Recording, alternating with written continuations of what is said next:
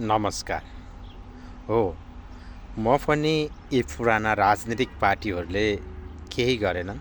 भ्रष्टाचार सिवाय पार्टी र परिवारभन्दा माथि यिनीहरू उठ्न सकेनन्। देश र जनतालाई सधैँ सपना बाँडिरहे र सधैँ असफल बनाइरहे, सधैँ धोका दिइरहे। यो भनेर म विगत 8 वर्षदेखि वैकल्पिक राजनीतिको माध्यमबाट अब युवाहरूले हस्तक्षेप गर्नुपर्छ भनेर राजनीतिमा हाम फालेको व्यक्ति हो।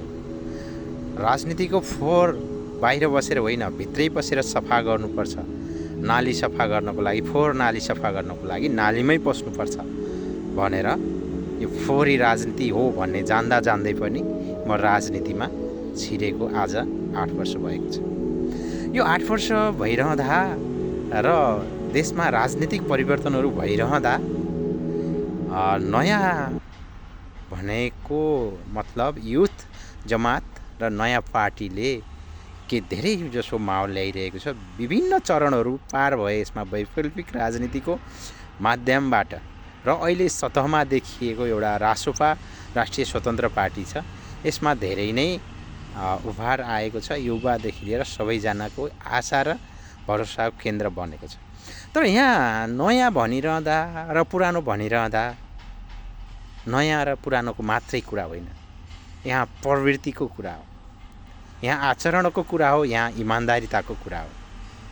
साँच्चै नै पुरानाहरूसित न त नैतिकता थियो, न त इमान्दारिता थियो, न त गलत प्रवृत्तिलाई रोक्ने सामर्थ्य थियो। यति भनिरहँदा नयाँ आइरहेको दलले पनि स्पष्ट एजेन्डा दिएर सुशासन, भ्रष्टाचार र यो गलत प्रवृत्ति, राजनीतिबाट भइरहेको गलत प्रवृत्ति र देशलाई एउटा अँध्यारोतिर धकेल्ने प्रवृत्तिलाई रोक्नको लागि स्पष्ट एजेन्डा ल्याउनु पर्ने हो। के रासोपाले सक्छ त यो एजेन्डा स्थापित गर्न, यो एजेन्डाहरू लिएर जनताको माझमा जान? सुशासन भन्ने बित्तिकै तपाईँको यहाँ सानादेखि ठुलासम्म, मानौँ एउटा भुइँ मान्छे, एउटा किसान, एउटा मजदुरदेखि लिएर प्रधानमन्त्री, राष्ट्रपतिसम्मलाई समान कानुन हुनुपर्ने हो सुशासनमा। तर के अबको परिवर्तित राजनीतिले यसलाई बोक्न सक्ला? परिदृश्यहरूमा देखिरहेको, जुन अहिलेको आवरणमा देखिरहेको चलचित्रहरू छ, मलाई लाग्छ यी चलचित्र नाटकहरूमै सीमित हुन्छ जस्तो लाग्छ। यी सुशासनका नाराहरू फगत नाराहरूमै फेरि पनि सीमित हुने हो कि भन्ने कता कता डर लागिरहेको छ।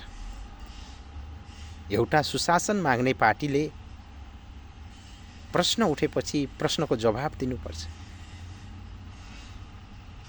कानुनी रूपमा अगाडि एउटा आरोप लगाइसकेपछि त्यसलाई कानुनी रूपबाट समाधान खोजिनुपर्छ। तर यहाँ अरूले गर्न हुने, हामीले गर्न नहुने भन्ने मनोवृत्तिबाट नै चर्को बोलेर, अरूलाई दोषी देखाएर, अरूलाई गाली गरेर राजनीति स्थापित गर्न खोजिँदैछ। साँच्चै नै यही हो त हामीले खोजेको? नेपाली नागरिकले खोजेको यही हो त? हिजो पञ्चायतदेखि देशलाई डुबायो, पञ्चायत राजाले डुबायो, पञ्चायतले डुबायो, यी नेताहरूले डुबायो भनेर सशस्त्र युद्ध भएको 10 वर्ष युद्ध गरेर आएको माओवादीले जसरी परिवर्तनको नाराहरू दियो, ती नाराहरू पुरा गर्ने बाचा जनताको बिचमा गर्यो। तर जब जनताले उभारका साथ मत दिए, योभन्दा ठुलो लहर त्यतिखेर थियो, दिए र सत्तामा पुर्याए।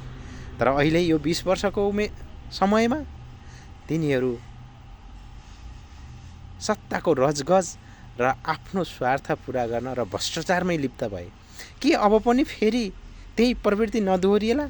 सरसर्ती हेर्दाखेरि जति पनि सतहमा देखिएको छ, जति पनि परिवर्तनको चाहना गरेका आम सर्वसाधारण नागरिक हुन्छन्, मलाई पिर लाग्छ फेरि झुक्किने हुन् कि? व्यवहार र बोली र व्यवहारमा एकरूपता नहुँदा सुशासनको लागि काम गर्छु भनिरहने, रटान लगाइरहनेहरूले सुशासनको धज्जी उडाइरहेको देख्दा फेरि हामी कतै 20 वर्ष, अझै 20 वर्ष फेरि अर्को उभार नआउँदासम्म पछाडि पर्ने त होइन? देश यस्तै अस्थिरतामा त रहिरहने होइन? राजनीतिक खिचातानीमै हामी रुमलिनु पर्ने त होइन? अझै पनि फेरि हामीलाई धोका हुन्छ कि शङ्का लाग्छ, डर लाग्छ। विचार गर्नुहोस्, यसपटक तपाईँहरूले धैर्य गरेर भोलि पछुताउन नपर्ने गरी मत हाल्नुहोस्, सचेत गराउनुहोस्। मैले तपाईँलाई भोट यसलाई हाल त्यसलाई हाल भन्दिनँ। तपाईँले जसलाई भोट गर्नुहुन्छ प्रश्नका साथ भोट हाल्नुहोस्। तपाईँले पाएको प्रश्नको उत्तरले सन्तुष्ट हुनुहुन्छ भने तपाईँले जसलाई भोट हाल्दा पनि फरक पर्दैन। तर प्रश्न गर्दा भाग्ने, सुशासन दिन्छु भन्ने तर नारामै सीमित राख्ने प्रवृत्ति देख्नुहुन्छ भने विचार गर्नुहोला। भोट हालेको भोलिपल्टदेखि पछुताउन नपर्ने गरी भोट दिनुहोला। यति भन्छु, सुशासन बोलेर होइन गरेर देखाउनुपर्छ। व्यवहारमा सुशासन जसले देखाएको छ त्यसलाई विश्वास गर्नुहोला। यो बोलीमा त हेर्नुहोस्, जसले जसलाई पनि ठगेकै छ, झुक्क्याएकै छ। हस्त।